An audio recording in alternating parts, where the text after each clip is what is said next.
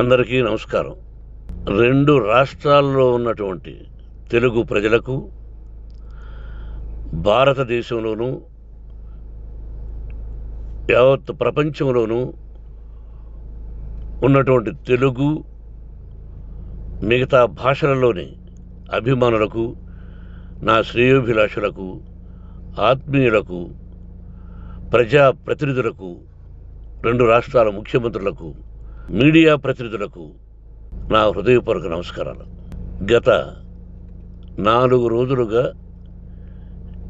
ఏమేమి జరుగుతున్నదని అందరికీ తెలుసు.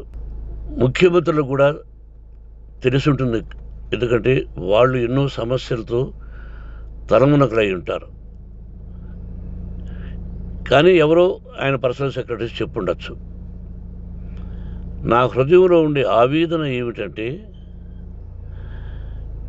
కుటుంబ సమస్య.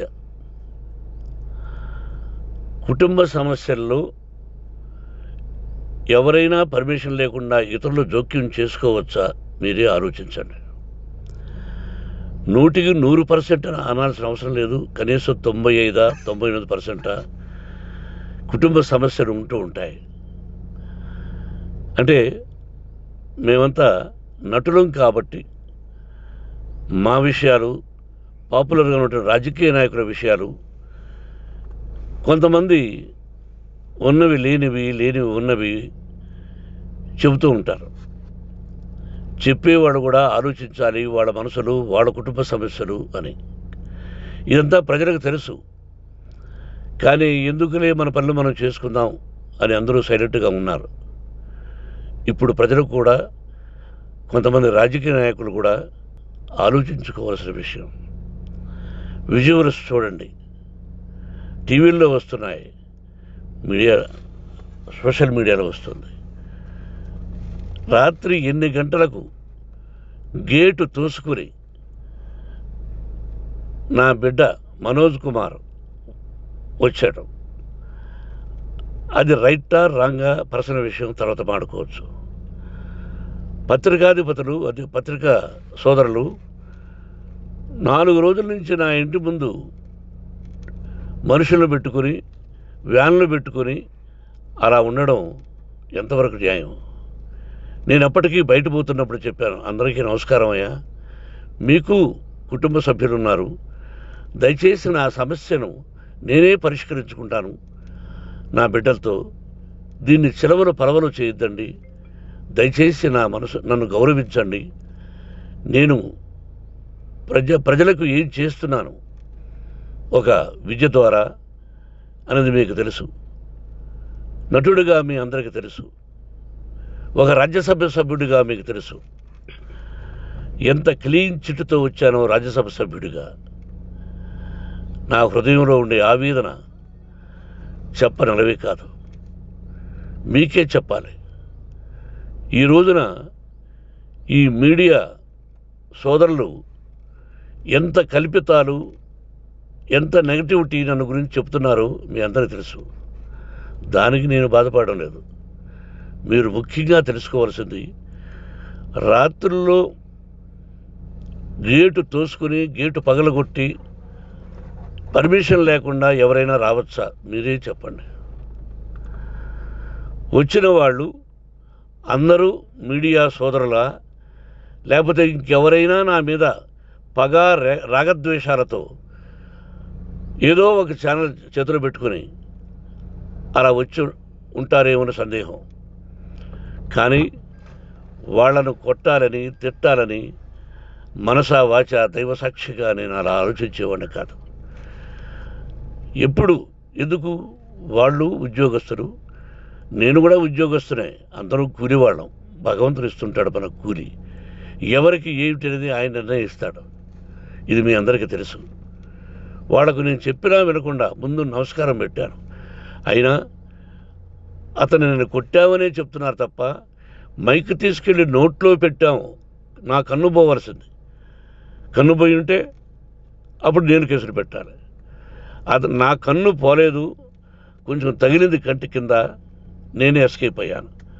లేకపోతే నా జీవితం గుడ్డిదయ్యేది. అతనికి తల కాదు చెంప మీద తగిలిందన్నారు. ఓకే, ఆ చీకట్లో ఎలా జరిగిందన్నది వాస్తవమే. మైకు లాక్కోవడం, వాడు నన్ను కేకలేయడం, ఆ దీనిలో ఘర్షణ జరిగింది. నేను కొట్టిన దెబ్బ అతనికి తగిలింది అన్నారు. దానికి హృదయపూర్వకంగా బాధపడుతున్నా. అతను నాకు తమ్ముడే. ఒక తల్లి బిడ్డలం కాకపోయినా I love them, I like them. అటువంటిది ఈ రోజుకి బాధపడుతున్నా నేను. అయ్యో, అతని భార్య ఎంత బాధపడుతుందో, అతని పిల్లలు ఎంత బాధపడుతున్నారో అని నేను ఆలోచిస్తున్నా. మరి నేనెంత ఆవేదనకు గురి హాస్పిటల్లో అయ్యానో. నటించింది సినిమాలో నటిస్తాను తప్ప నిజ జీవితంలో నటించాల్సిన అవసరం లేదు. నాకున్నది ఒకటి ధైర్యం, సాహసం. నీతిగా, న్యాయంగా, ధర్మంగా బ్రతకాలన్నది నా ఆలోచన. ఎందుకు కొట్టాలి? గేటు బయటుండి నేనేమైనా అసభ్యకరంగా వాళ్ళని కొట్టుంటే డెఫినెట్గా నా మీద 50 కేసులు కాదు 100 కేసులు పెట్టి నన్ను అరెస్ట్ చేయొచ్చు. లేకపోతే నేనే పోలీస్ స్టేషన్కి పోయి, అయ్యా, ఆవేశంలో నా ఇంటి బయట ఉన్న వాళ్ళను కొట్టాను, నాది తప్పే అని పోలీస్ స్టేషన్కి ధైర్యంగా పెడతాను. కానీ ఇంటి లోపలికి వచ్చి నా ఏకాగ్రతను, నా మనశ్శాంతిని భగ్నం చేశాడు. ఆల్రెడీ నా బిడ్డ చేస్తున్నాడు. అయినా నీ కన్నబిడ్డ, ఎప్పటికీ నీ కన్నబిడ్డే. ఏదో ఒక రోజున న్యాయం జరుగుతుంది, మేము కూర్చొని మాట్లాడుకుంటాం. దీనికి మధ్యవర్తులు అక్కర్లే. కుటుంబ సమస్యలకు బయట వాళ్ళని పిలిపించి ఇలా చేయండి, మీరు ఇలా మాట్లాడండి అని చెప్పక్కర్లే. కట్టు బట్టలతో మద్రాసుకు వెళ్ళేవాడిని. ఆల్రెడీ మీకు చెప్పాను. పైసా లేకుండా కట్టుబట్టలతో, చెప్పులు సగం కింద అరిగిపోయి అలా వెళ్ళినవాడిని. మా తల్లిదండ్రులు అద్భుతమైన జన్మను ప్రసాదించారు. ఒక్క పైసా ఇవ్వాల.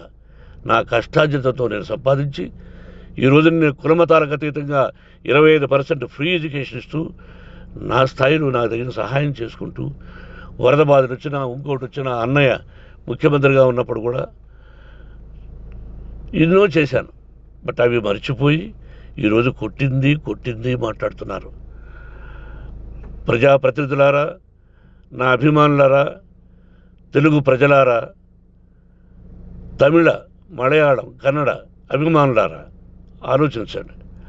నేను చేసినది తప్పు, కొట్టినది తప్పు. ఏ సందర్భంలో కొట్టాల్సి వచ్చింది? మీ ఇంటికి దూరితే ఒప్పుకుంటారా? మీ ఏకాగ్రతను భగ్నం చేస్తే ఒప్పుకుంటారా?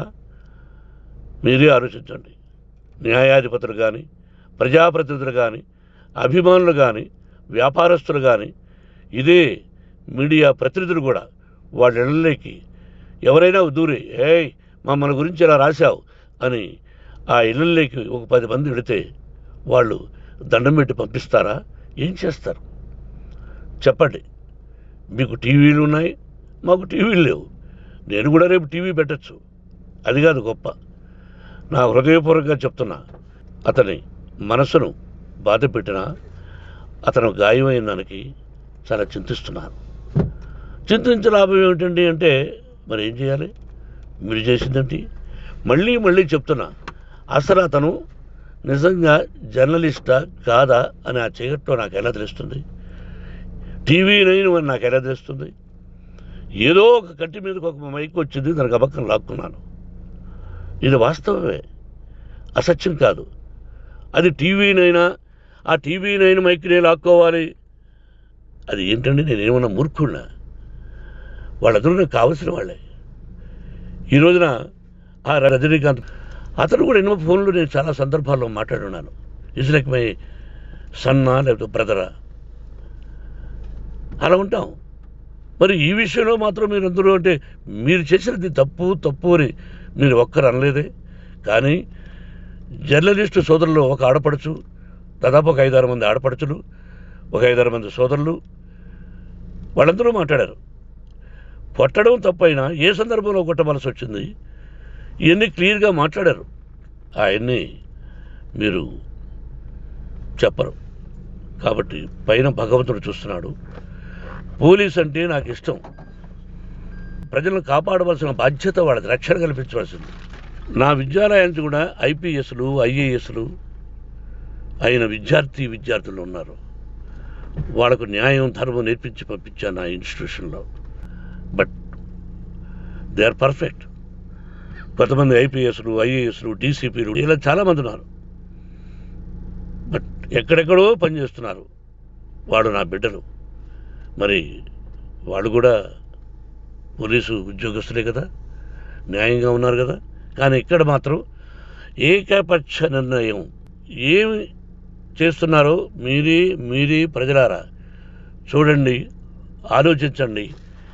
నేను న్యాయమా అన్యాయమా, నేను చేసింది న్యాయమా అన్యాయమా మీరే ఆలోచించండి. నా ఇంటికి తలుపులు బద్దలు కొట్టి రావడం న్యాయమా? మీరే చెప్పండి. ఎల్లప్పుడూ మీ ఆశీస్సులు కోరుకునే మీ మోహన్ బాబు. నమస్కారం.